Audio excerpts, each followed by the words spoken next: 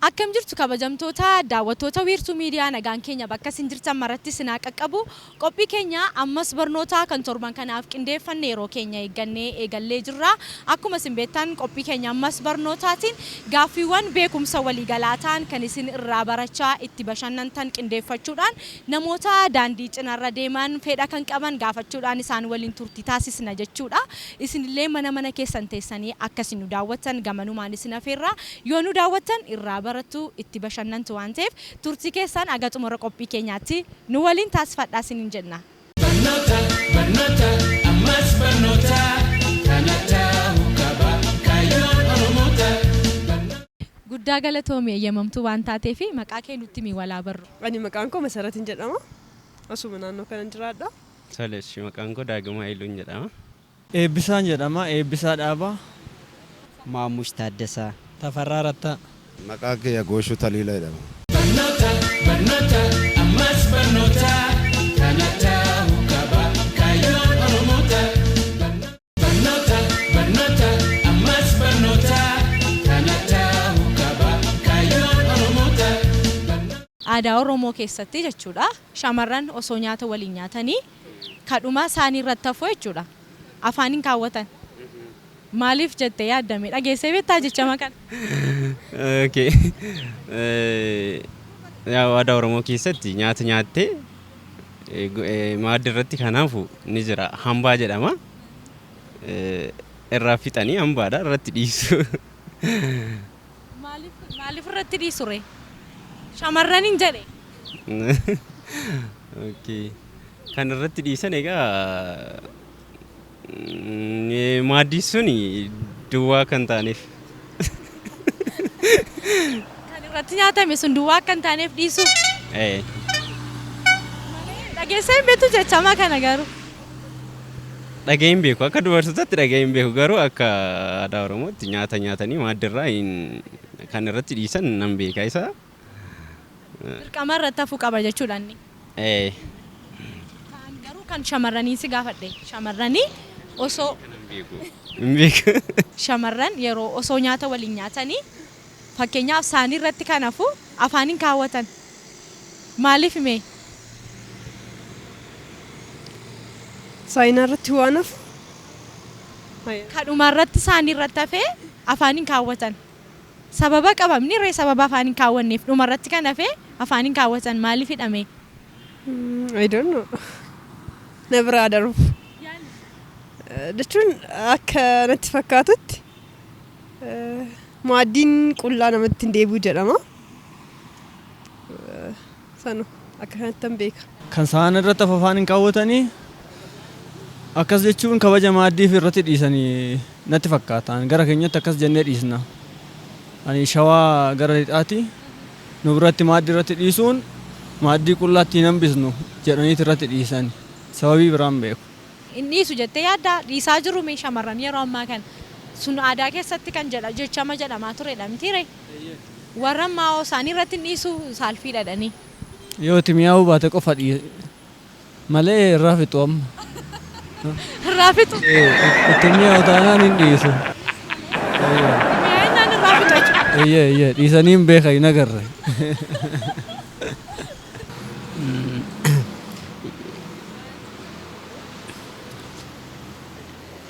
Eno anas jiru kana beektaa? Eno asas jiru kana dubartiin hin qabdu sanaafi.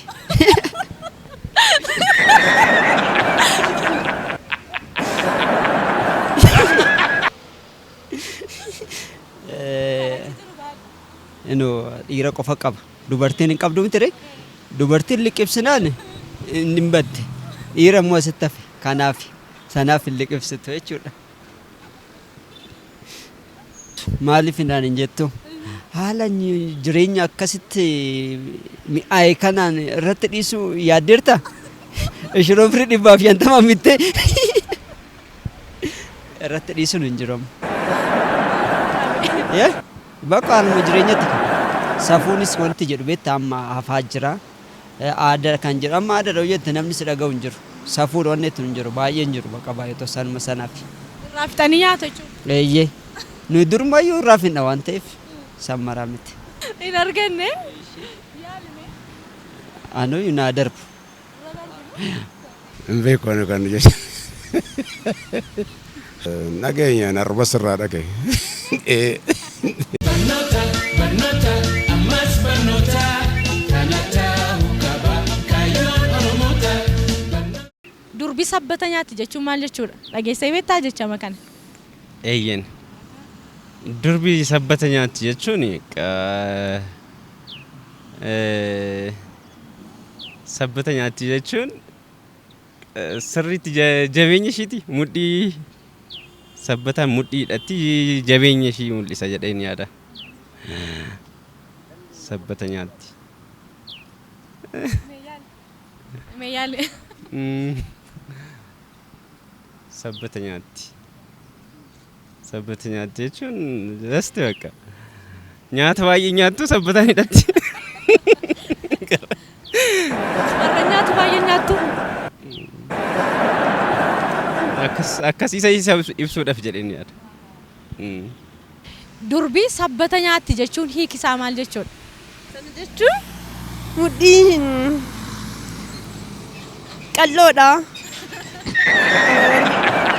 Sabbanni ishii mudhiin ishii akka sabbataatti yookiin immoo mudhiin ishii qal'achuu qaba waan jedhamu na fakkaate. Mudhiin ishee qal'achuu qabaadha. Sabbata nyaatte jechuun maal jechuudhaadha? Baay'istee nyaattu nyaata. Xiqqeessitee fayyadamuu qabdiidha. Akkasii Akkasumini mee yaali hin arganne? hin arganne. Okay. Jechamadha. Jechamadha. Durbi sabbata nyaattu jechuun hiikisaa maal jechuudha? Maaliif jedhe Oromoon durbi sabbata nyaatti? Sabbata nyaatti jechuun yookiin immoo sabbata mudhiitti hidhatti. Sabbata ishii mudhiitti hidhatti waan akkasii. Akkanatti bira daadha. In obsanii akka jechuutti gaa. Akkas jechuun maal jedheen fudhadhaa itti yaadeen beeku yeroo akkas jedhan yeroo hundanan dhagaa dubartoonni sabbata nyaatu jechuun ni obsanii akka jechuuti. Sabbata nyaatti jechuun sabbanni kun yeroo baay'ee dubarumaan wal qabata beektaa? Dubarumatti hidhata. Dhumarras immoo aduma cidhallee dubartumatti itti fayyadama sanaa jecha. Kaani jedhanii jechuudha. Eeyyee. Yaali hin arganne xaraa tokko si kenna. Narraa darbu. Durbi sabbata nyaatti. Hin qallatte jechuudha. Miti. Hin qallatte yoo hin yaadde jechuun na fakkaata. Yaadde. Maal waati na gaafattu har'a natti cimeeti maal. Sabbata jechaan an dugdaa hidhatan kanaame. Hiikaan isaa maal dubartii sabbata nyaatti hin beeku bannaatti ishee. Barnoota barnoota ammas barnoota kana ta'uu qaba kaayyoon Oromoota. Madaa kee madaa saree siifaa godhu jechuun maal jechuudha? Maaliif jedhama akkas? Madaa kee madaa saree siifaa godhu jechuun madaan kee siifa salphatu dafii fayyii jechuudha. Madaa kee madaa saree siifaa godhu jechuun maal jechuudha? Madaa kee sifaa laaffisu dafee sifaa qoru. Dafee sifaa qoru yookaan immoo dafee haa fayyu. Akkasi. Akkas yoo jedhan akka eebbaati dafee siifaa fayyu jechuudha. Dafee siifaa fayyu jechuudha. Madaa kee madaa saree si haa godhu jechuun madaa saree beekte fayyite wannoon qabdu hin maraqqasdu maal hin jettu daftee fayyite akka madaa saree isa si haa godhu jechuun waa kee hunda waa qalal si haa godhu jechuudha akka hiikati. Barnoota barnoota ammas barnoota kana ta'uu qaba kaayyoon Oromoota. Gootummaan siif maalidha mee? Goota jechuun hiika akkamitti laatta gootatti? Siif goota jechuun maal jechuudha? Tole ishii goota jechuun akka kootti ani kananii ku goota jechuun nama biyyaafis ta'e saba isaatiif oolmaa guddaa ooledha jechuudha. Gama garaagaraatiin ta'uu danda'a. Fakkeenyaaf Jeneraal Taaddasee Birruu fudhannee yoo ilaalle uummanni Oromoo barachuu qaba jedhee innaa afaan Oromoo dubbachuun qaanii itti ta'etti innaa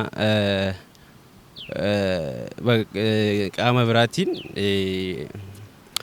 mirgi uummata Oromoo sarbamaa turetti akka uummanni koo afaan Oromootiin barachuu qaba, afaan isaatiin barachuu qaba jedheen qabsaa'ee biyyaaf saba isaatiif akkasitti quuqama nama qabu nama qabsaa gochaanis nama mul'isee aarsaa hedduu itti of wareegedha jechuudha. Namni goota kanan jedhu egaa nama kaayyoo ofiitiif guyyaa guyyaadhaan aarsaa godhee dhama'ee jiruuf jireenya isaa mo'achuudhaaf of biras dabree immoo nama biraa fayyaduudhaaf. Ittiin ibsitame gootummaa jechuun siif maal jechuudha? Goota jechuun kallattii garaagaraatiin jiruuf jireenya keessatti fakkeenya hiyyummaa irratti yoo qabsoofte goota hiyyeessaati ijaan hiyyummaa sanarratti qabsoofte qabsoo cumaa kan qabsuuraa cumaa gaggeessiteetta you are hero jedhee yaada. Dabalata gosti waan jirru kan waan qabannee jiru irratti yoo nama milkaa'aa taane nama commitmentii taane nama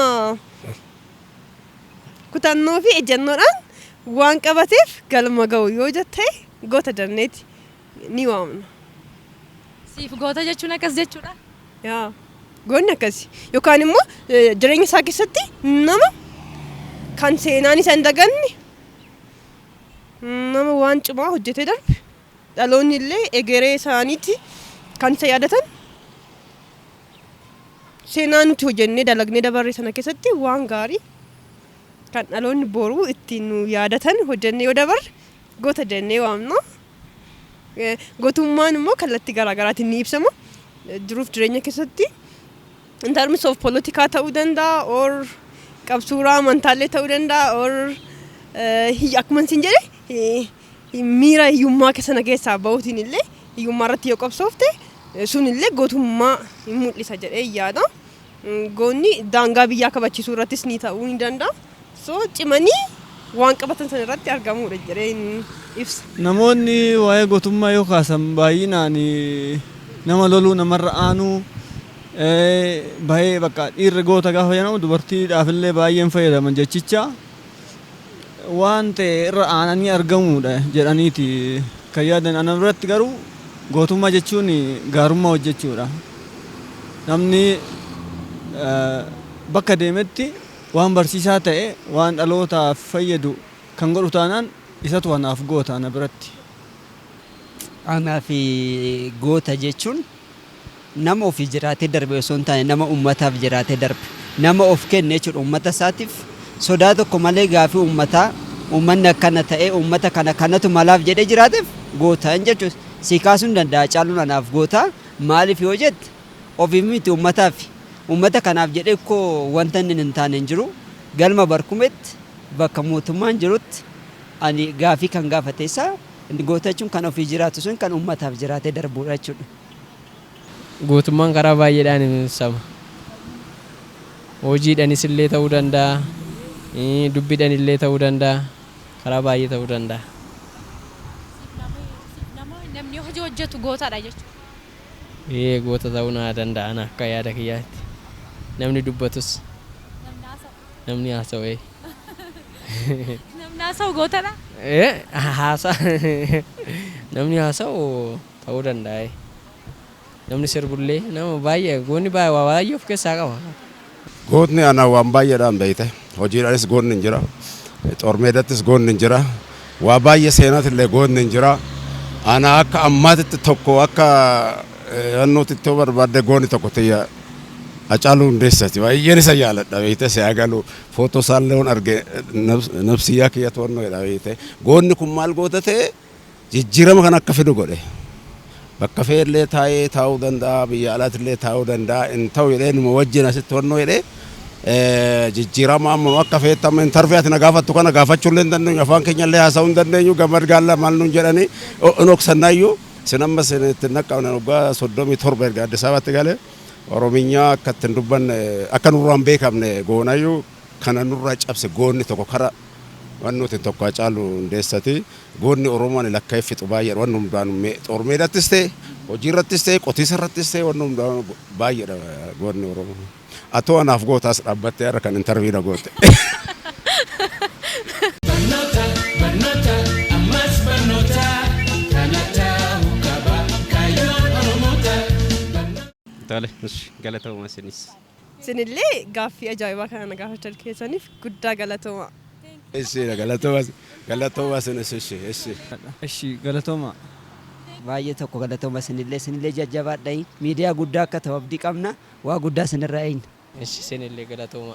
Barnoota barnoota ammas barnoota kana ta'uu qaba kaayyoon Oromoota. Kabajamtoota daawwattoota wiirtuu miidiyaan waliin turtanii nu daawwachaa jirtu jennee abdanna. Amma immoo gaaffiiwwan namoota gaafachaa turre muraasa isaa deebisaa isinitti himuufan yaala.